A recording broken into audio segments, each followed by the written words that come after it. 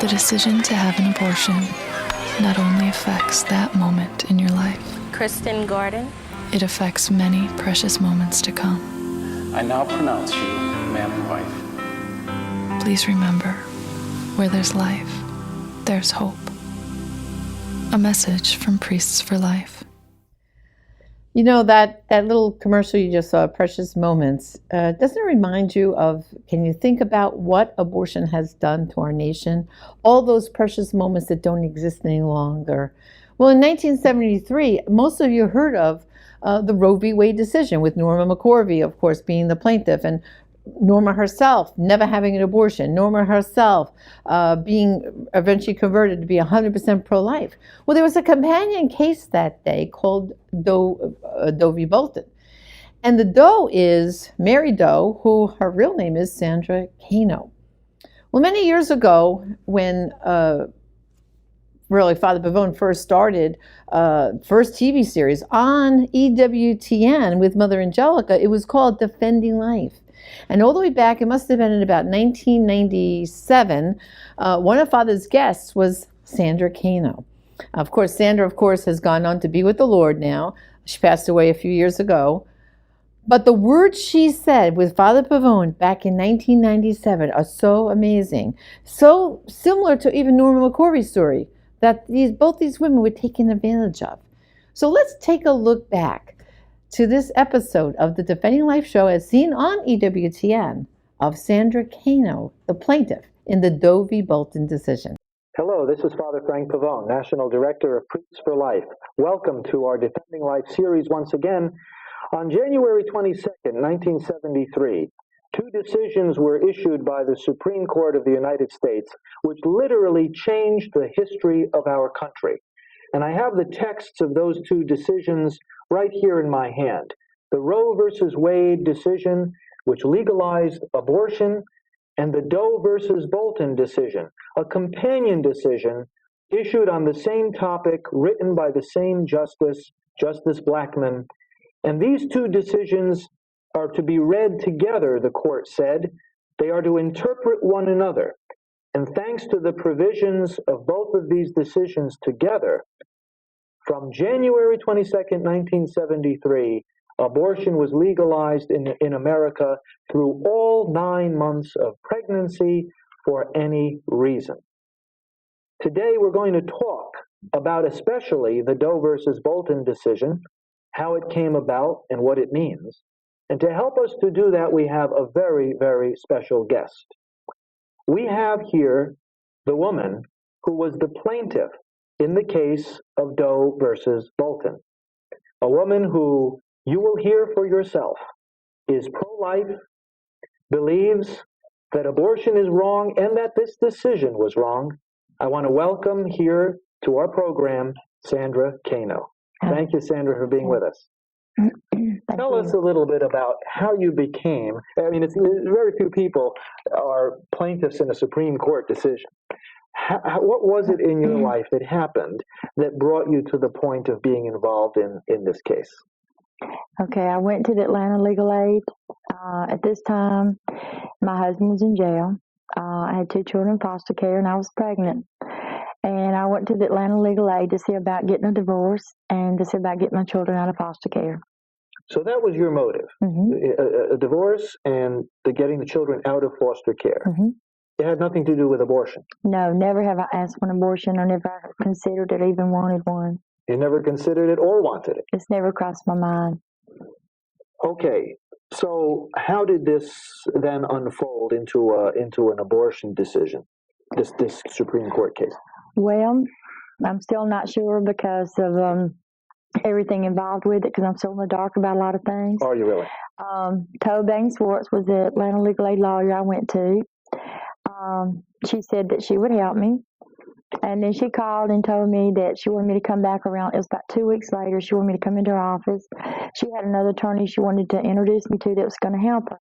This lady was Margie Pitts Hames. I always assumed Margie worked for the Atlanta Legal Aid. I never known any difference up until later on in the years when I got my records unsealed and I found out she never worked for the Atlanta Legal Aid.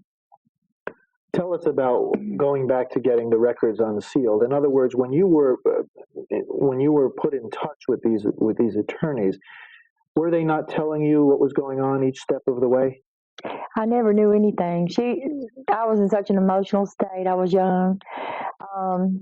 I was uneducated. I didn't have really any backup with family. And I really didn't know that much about the life. I guess just making a lot of mistakes and unstable. And this lady, she was going to help me do all this and that. And I never questioned her. It's like you're drowning, someone throws your life preserver. Right. That's what it was to me. Right.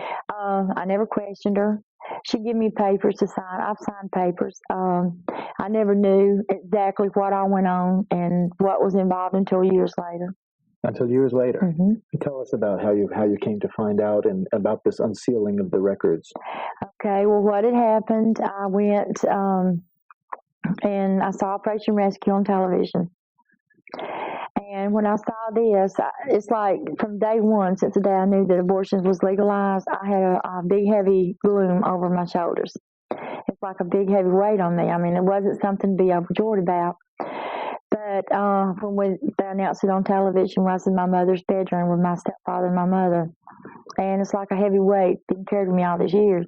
And I kept it secret. No one knew, what I was involved or anything else. They did not know that you were the Mary Doe of Doe versus Bolton. Mm-hmm. Okay. So I saw Operation Rescue, and I kept seeing these people going to jail, and all. I thought, well, these people are out here doing something that I'm responsible for it. I felt responsible for a lot of this.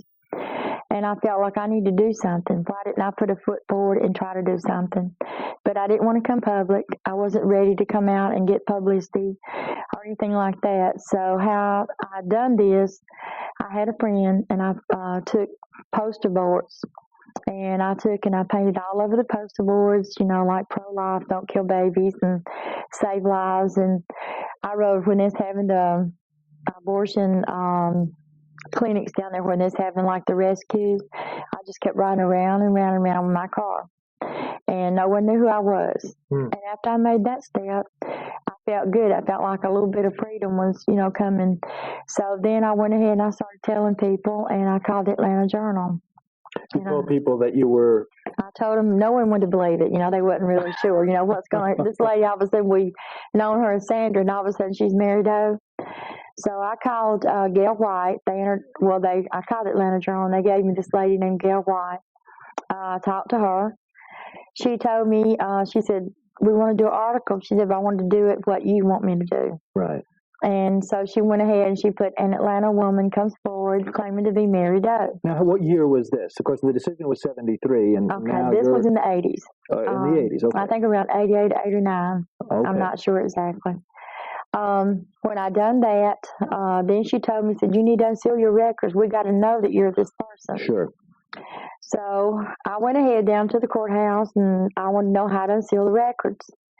And they said, well, you need to get a lawyer. I said, well, I don't have the money for a lawyer. And so they didn't want to help. So one lady, when I went down there, she covered up the people's name and showed me how a motion was filed. I went home and saw how you wrote up the paper. And I went home and I wrote it up. I didn't type it. I wrote it up. And I filed it with the court. And then about a week later, Judge Forrester called me.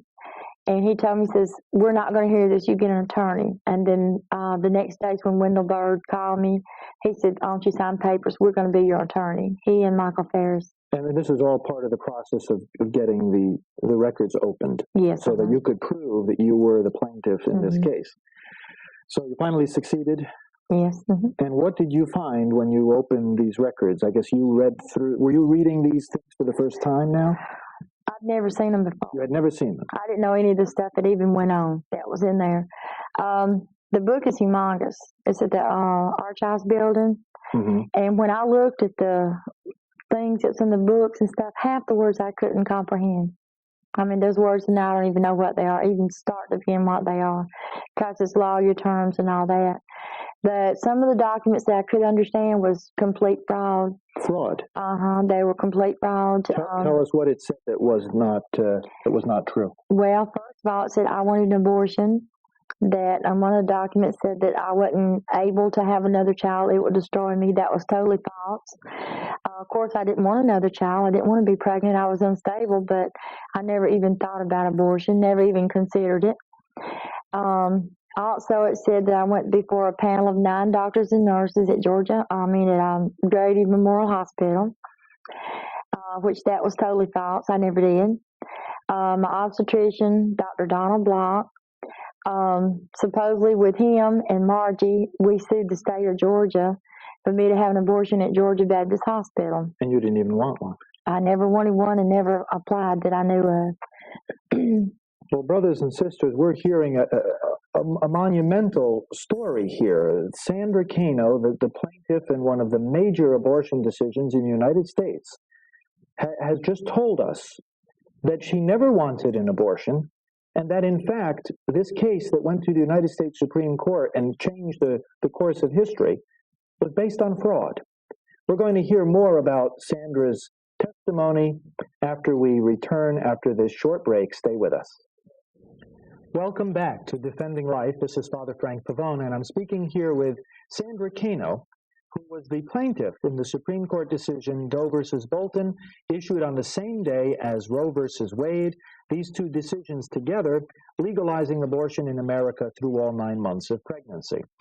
Sandra, you were telling us that you never actually wanted an abortion, and yet when you opened the records of this court decision, you found that they said that you did, in fact, want an abortion. Could you tell us more about the fraud that apparently is involved in these documents? Well, as I was saying previously, I had sued supposedly the hospital to have the abortion, and along with Margie Pitts-Haynes and Dr. Donald Block and my mom, up until the night before I was to check into the hospital, they were still saying I was going to have an abortion, even though I was saying no. I ran away to Oklahoma, to Hugo, Oklahoma, to keep from having an abortion. And these records, it stated that I wanted an abortion, that it was going to affect me, that, in other words, from what I gathered out of the information, that maybe even suicide if I had another baby. I couldn't cope with it. That was totally false. None of that was true. And as far as Margie ever coming out and telling me that this was what we were doing and was going to the Supreme Court and for this, I never knew. I never knew any of this. And it's hard for people to understand, but I've been always, never had, when I was out in the world, I was just naive to everything. So it's just hard. I trusted people. I have a copy of the decision here, and I want to read a line which is at the crux of the matter, because as we know, Roe versus Wade legalized abortion. It was dealing with the laws in Texas and declared them unconstitutional and said that abortion should be allowed. But in this Doe versus Bolton decision, we're dealing in particular with the definition of the word health. And the court says that health is to be understood in a very, very broad and wide way. Let me read the exact words. The medical judgment, and this is the judgment of the physician to allow a woman to have an abortion, even in the 3rd trimester, even in the 7th, 8th, and 9th months of pregnancy, it says the medical judgment may be exercised in the light of all factors, physical, emotional, psychological, familial, and the woman's age, relevant to the well-being of the patient. All these factors may relate to health. So that when people talk about an abortion for the sake of the woman's health, here, because of this decision, it is a wide open door by which a woman can simply come forward and say, well, I want an abortion because I'm being emotionally upset by this pregnancy, or I'm too young. And the door is open. The state cannot even prohibit this abortion in the latest months of pregnancy. When did you come to realize that this was the result of this decision? And how did that make you feel? Well, I knew that I was involved in it in 73. when it came down the Supreme Court decision, because I was in my mom's bedroom with my stepfather, and they was overjoyed. And like I said, I had doom come over me. I just felt really a heavy weight come. It wasn't something to be overjoyed about. It was not a day of victory No, for it you wasn't. when this decision was issued. And in '74, I went to the Georgia Right to Life. They even got me in contact with an attorney in Fairburn, Georgia. I told him, I went forward to him, I told him, I said, I was involved in this. I do not want to be a part of it. I did not want an abortion. I never wanted one and never had one. But they never helped me. And years later, I've talked to them about it. Off and on, I've tried to do things through the years. But people have turned deaf ears. I mean, I'm the one involved in this, the plaintiff in this. Right. And I'm speaking out.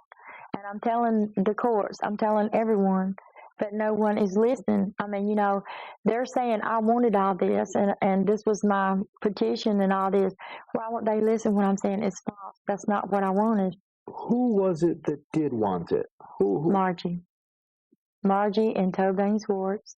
They, I guess, wanted to, I really don't know what reason other than they just wanted to be a victory on them because they were involved in this situation. I really don't know.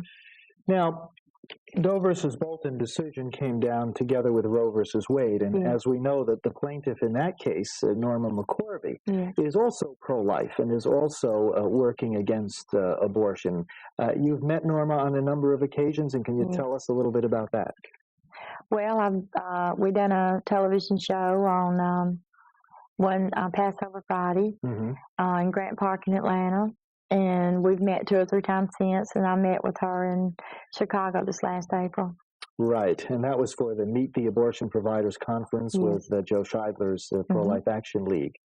So I always think of what Norma says. She says, you know, I was used, I was exploited by the abortion industry. They weren't so much interested in me, they were interested in using me to promote the abortion agenda.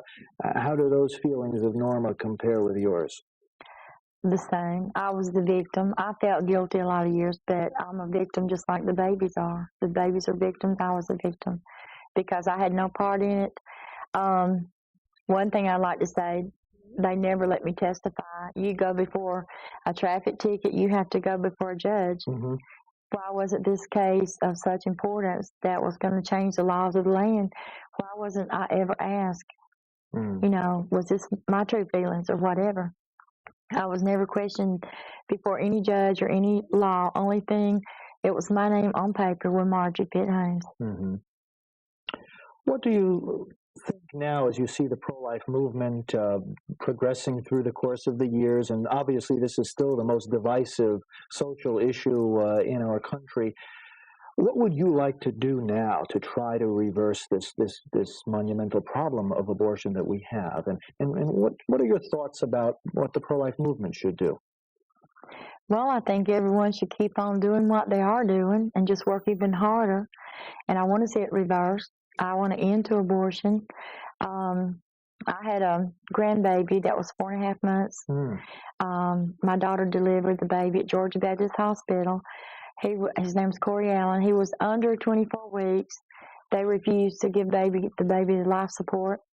The baby sat there for an hour and a half while my daughter watched the baby die because the baby did not meet the either 24 or 26 weeks before they would try to save the baby. And he didn't weigh a pound. And this is wrong. You know, I feel like life is precious. Yes. And any form that it comes, if it's deformed or whatever way that God gives that life, is for purpose, and it should be protected. It should not be ended through abortion. There's plenty of families. We need to quit putting such strict rules on families to adopt on money issues. Put it on the issues that there's love in the home and that they can give the child a home and love. That's what they need. And we need to do that. Give these babies love and give them homes. Don't kill the babies. Right. That's what we need. Well, I'm sure your words are going to have an important impact on those that are listening, those that are viewing. We are talking with the plaintiff in the Doe versus Bolton decision, one of the major abortion decisions of the United States Supreme Court.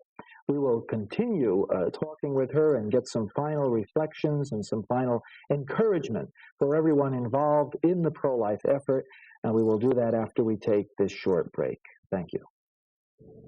Welcome back to Defending Life. January 22nd, 1973. Two decisions come down from the Supreme Court.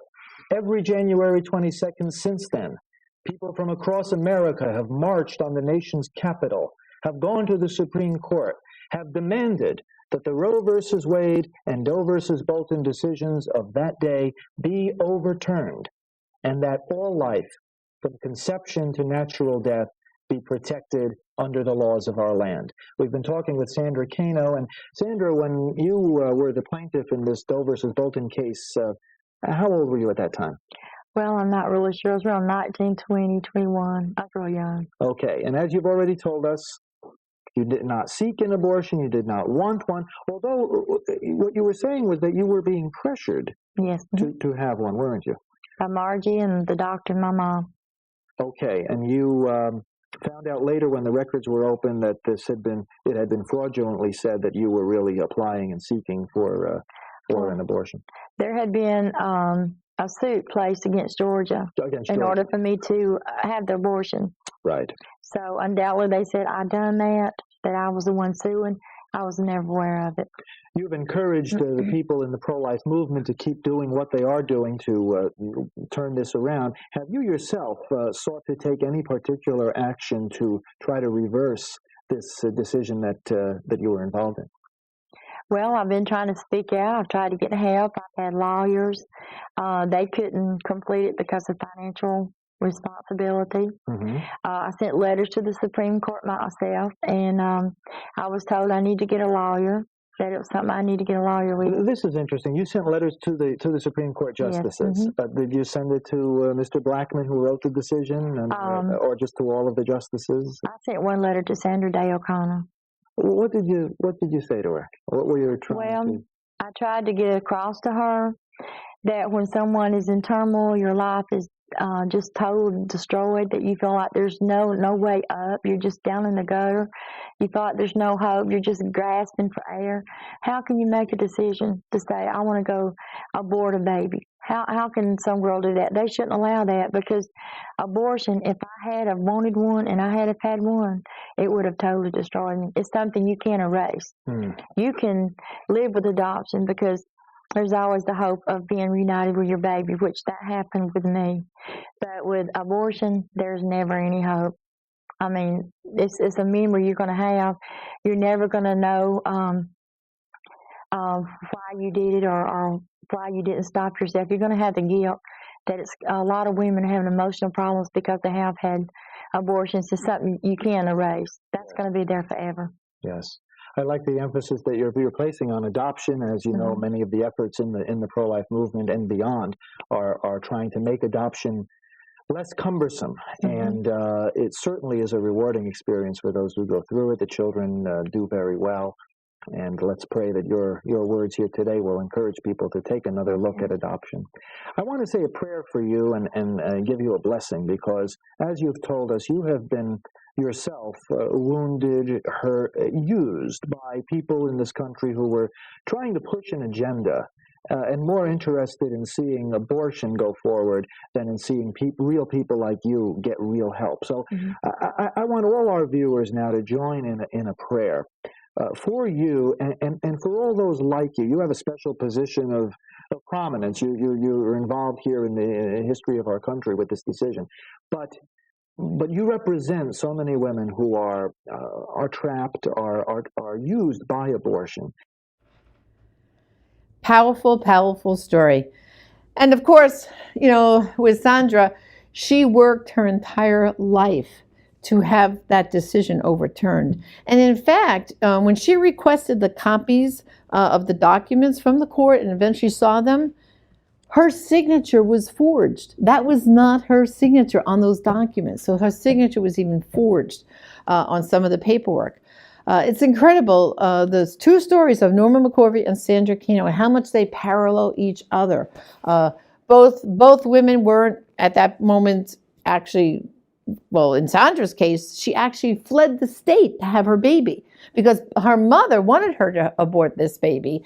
And she really had no family wanting to help her, except she had a relative all the way out in Oklahoma. Sandra fled to Oklahoma to have that baby. And she worked, like I said, her entire life to see this decision overturned. And just like Norma, they both passed on, unable to see this decision overturned. But you, my brothers and sisters, you can do something about it. If you'd like to, first of all, know more about Sandra and her story, you can go to our Priests for Life website, priestsforlife.org/Sandra. We have special pages up there with more information about Sandra Cano. But it also gives you a reason to say, what can I be doing? Well, I'd like you to, first of all, to come to our Priests for Life website every day. We have action alerts there, and sign up to get our action alerts, because even though we're all quarantined right now, there are things we could be doing to bring an end to abortion. We can learn how to talk about this topic in a more pro-life way. We can learn how to reach out to people who are pregnant and in need. Even now, during this pandemic, the abortion clinics are remaining opened. And women are still going out there having abortions, but we could be the people to stand up for them and say, wait, you don't have to have an abortion. There's pregnancy help centers. There's people willing to help you. So I want to, again, speak the truth about Sandra Cano, speak the truth about Norma McCorvey, and don't be afraid to stand up for the unborn. I want to be a fireman when I grow up. I want to be a teacher. I want to be president of the United States. I want to find a cure for cancer. The choice to have an abortion alters the course of the future. Please remember, where there's life, there's hope. A message from Priests for Life.